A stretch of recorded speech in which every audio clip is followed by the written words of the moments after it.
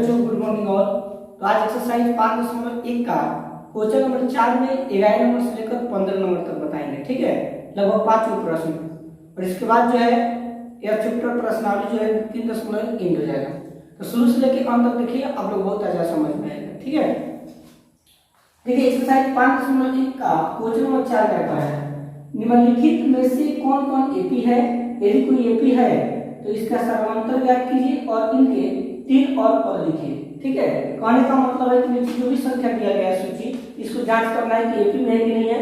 अगर एपी होगा तो उसका सर्वांतर बताना है और उसके आगे उसके 3 और पद बताना है। ठीक है, देखिए 11 नंबर क्या पद है।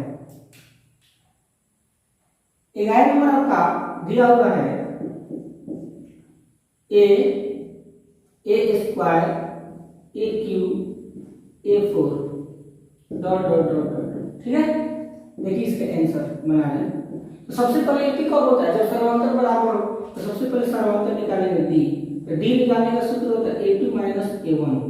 तो a2 का वैल्यू कितना है a स्क्वायर माइनस a1 का वैल्यू कितना है a। लिख लीजिए। और देखो a स्क्वायर में से a नहीं घटेगा तो कॉमन काट सकते हैं। देखो इसमें दो a है, यहाँ a है। a को जब a कॉमन काटेंगे तो कितना बचा a, और माइनस a कॉमन काटेंगे कितना बचेगा a। यानी डी का वैल्यू क्या आ जाएगा a into a माइनस 8। पुनः फिर डी निकालेंगे। अब क्या करेंगे a3 में से a2 घटाएंगे। a3 माइनस a2 बराबर a3 का वैल्यू कितना है a क्यूब माइनस a2 का वैल्यू कितना है a स्क्वायर। ठीक है, तो इन दोनों में देखिए कॉमन क्या करा सकता है, तो a स्क्वायर। तो a स्क्वायर जब कॉमन काटेंगे तो यहाँ कितना बचेगा a माइनस, यहाँ कितना बचेगा 1। तो यहाँ पर देखिए d का वैल्यू आया है a into a माइनस 1, यहाँ पर d का वैल्यू है a square into a minus 1। तो देखो सर्वांतर जो है इसका क्या बराबर आ रहा है, नहीं आ रहा है। लेकिन इसका मतलब क्या होगा कि जो सूची है ये भी में नहीं है, लेकिन यह सूची एपी में नहीं है। ठीक है, अगर सूची एपी में नहीं है तो इसके आगे हम नहीं बना सकते। ठीक है, देखिए इसके आगे देखिए अब बाय में बता रहे हैं। बाय में देखो यहाँ पर a1 का वैल्यू √2 दिया है, a2 का वैल्यू √8, a3 का वैल्यू √18 और a4 का वैल्यू √32। ठीक है, तो हमको जांच करना पड़ेगा कि a2 में है कि नहीं, इसलिए d निकालना है। ठीक है, d निकालने का सूत्र a2 माइनस a1।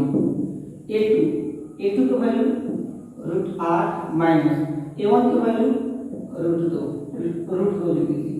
और देखो √8 को जब हम लोग तोड़ेंगे, जैसे √8 है ना, 8 का उत्तर निकालो वर्गमूल में तोड़ेंगे। देखिए 4 दूनी 8, 2 दूनी 4, 2 एकम 2।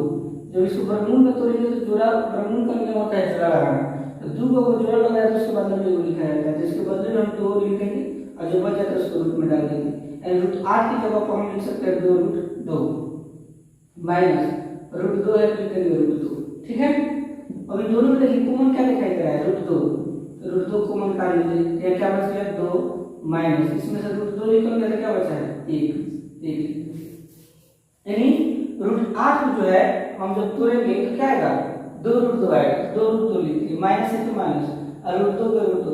अब इन दोनों में कॉमन हमको क्या दिखाई दे रहा है, ऐसे भी सही है, नहीं तो ऐसे भी बन सकता है। ध्यान से समझिएगा।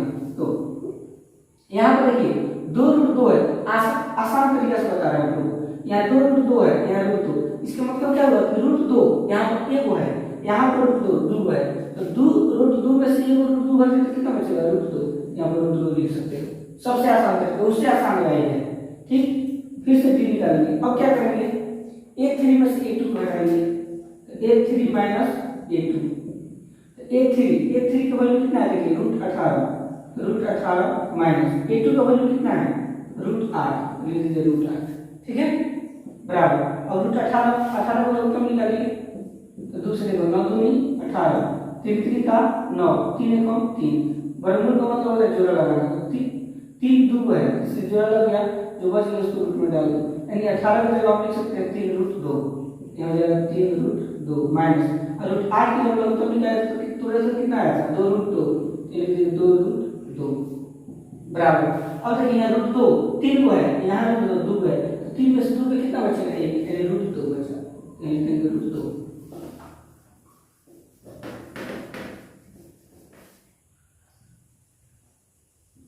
और फिर डी निकालेंगे डी। अब क्या करेंगे A4 में से A3 घटाएंगे A4 माइनस A3 बराबर A4 की वैल्यू √32 माइनस A3 की वैल्यू √18। तो उसी तरह जब √18 को जब तोड़ेंगे तो √18 को हम क्या लिख सकते हैं 4√2 माइनस 18 क्या लिख सकते हैं 3√2 3√2 बराबर 4 निकालते वैसे आएगा बताते हैं 32 का उत्तर निकालो 16 दूनी 32 2 से 8 दूनी 16 2 से 4 दूनी 8 2 से 2 दूनी 4 2 कम 2 तो जोड़ा लगाइए देखिए 2 जोड़ा लग गया ना तो 2 के बाद में 2 के बाद में 2 जो बच गया उसको रूट में डालो 2 दूनी 4 4 2 आ गया एक क्या 4 2 और देखिए यहाँ पर √2 कब है 4 है यहाँ पर √2 कब है 3 तो 4 में से 3 घट जाएगा तो कितना बचेगा 1 तो √2 लिख दीजिए ठीक है।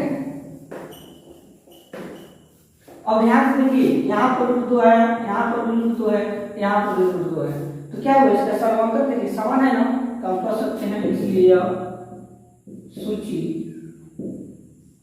एपी में है। अच्छा सूची एपी में है तो क्या निकालना है सर्वांतर बताना है इसलिए सर्वांतर किसी लिखित करते हैं डी से डी का वैल्यू कितना गया √2 आंसर ठीक है। और जब डी का वैल्यू आ गया √2 तो क्या निकालना है इनके 3 और पद बताना है 3 पद और यानी A1 A2 A3 A4 है A5 निकालना है A5 बराबर सूत्र होता है 1 प्लस 5 में से कम करो 4 डी A का वैल्यू √2 प्लस 4 के 4 गुने डी का वैल्यू कितना है √2 तो √2 प्लस 4 √2 से गुणा करेंगे 4 √2 देखिए यहाँ √2 4 को यहाँ पर तो कितना हुआ 5 √2 ठीक है। उसी तरह A6 निकालेंगे A प्लस 6 में से कम करोगे 5 टी बराबर A का वैल्यू √2 5 गुने डी का वैल्यू कितना है √2 तो लिख दो √2। अब देखिए √2 है तो √2 प्लस 5 में √2 से गुना तो क्या हो जाएगा 5 √2 5 है 6 √2 हमारा क्या है तो A5 का वैल्यू 5 √2 और A6 का वैल्यू कितना है 6 √2। अब निकालेंगे A7 तो A प्लस 7 में से कम करो 6 डी बराबर A की वैल्यू √2 प्लस 6 है तो 6 गुने डी का वैल्यू कितना है √2 लिख देंगे √2 तो √2 प्लस 6 में √2 से गुणा करेंगे क्या होगा 6 √2 तो 6 √2 है वो कितना होगा 7 √2 ठीक है। इसलिए इनके अगले 3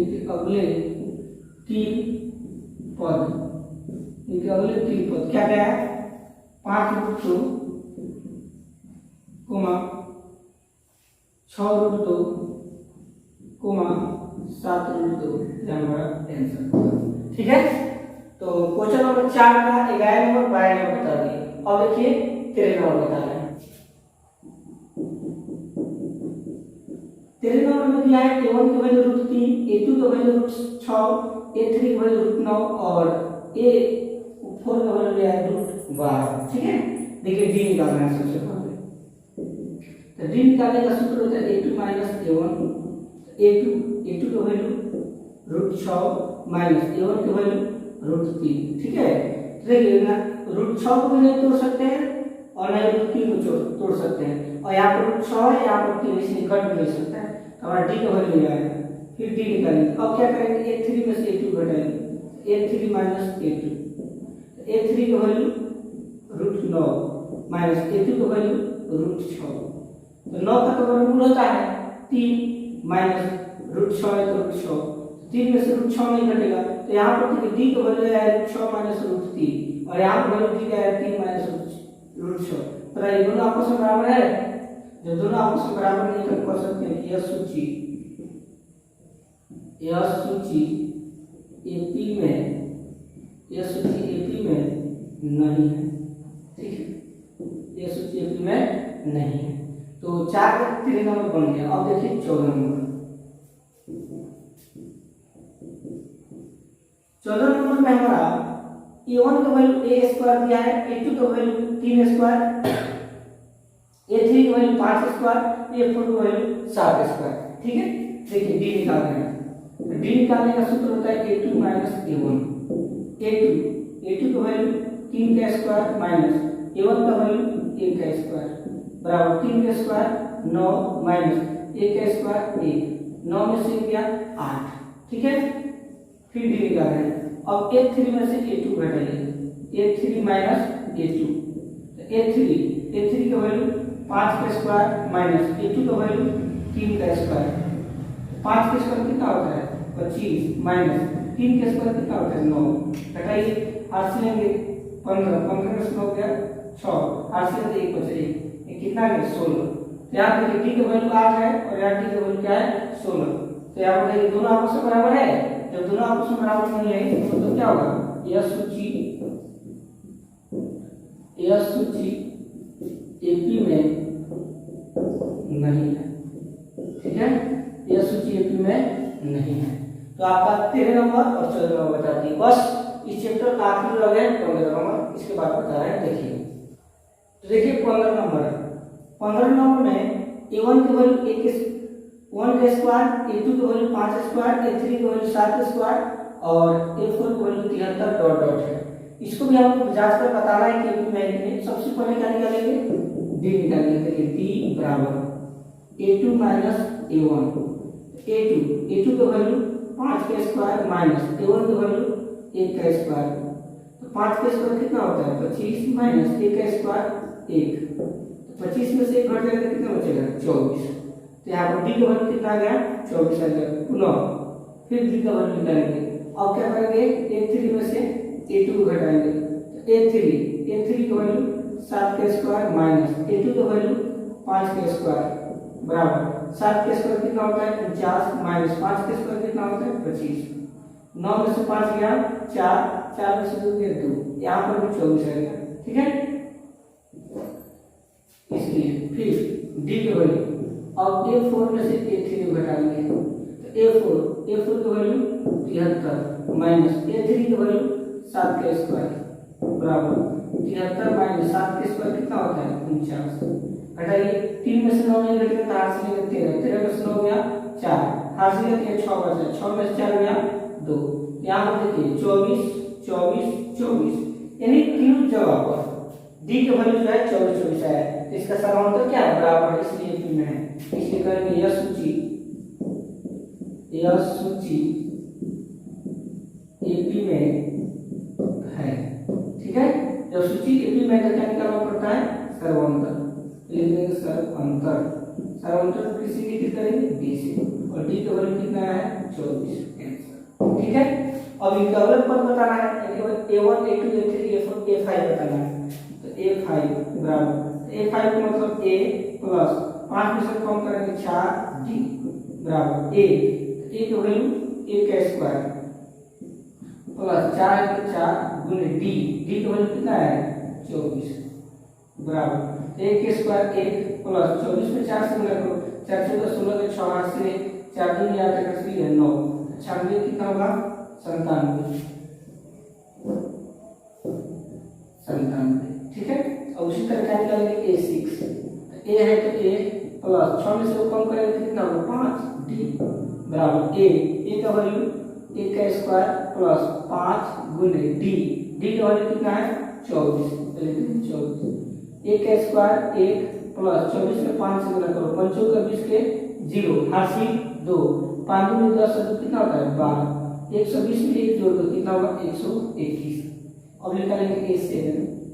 A प्लस 7 में से कम करेंगे 6D। A की वैल्यू 1 का स्क्वायर प्लस 6 गुने D का वैल्यू 24 बराबर 1 का स्क्वायर 1 प्लस 6 में 24 से गुणा कीजिए सर, 24 के 4 8 से 2, 14 बाई 2 14, 144 में जोड़ देंगे कितना होगा 145। ठीक है, तो A5 A6 A7 निकल गया। इसमें लिखेंगे इनके अगले 3 पद बराबर क्या क्या है A5 की वैल्यू 97, A6 की वैल्यू 121 और A7 की वैल्यू 145 आंसर। और इसी के साथ हमारा जो प्रश्नावली है 5.1 समाप्त हो गया। ठीक है, तो आप लोगों को हमको उम्मीद है कि अच्छा समझ में आया होगा। अगर नहीं समझ में आया होगा तो वीडियो को पुनः एक बार और देख लीजिए, आपको अच्छा समझ में आ जाएगा। ठीक है, इसके बाद जो वीडियो हम लोग लाएंगे वो 5.2 का बेसिक वाला लेकर आएंगे। ठीक है, और मेरा वीडियो अगर आप लोग अच्छा लगता है तो लाइक, सब्सक्राइब और शेयर जरूर कीजिए। धन्यवाद।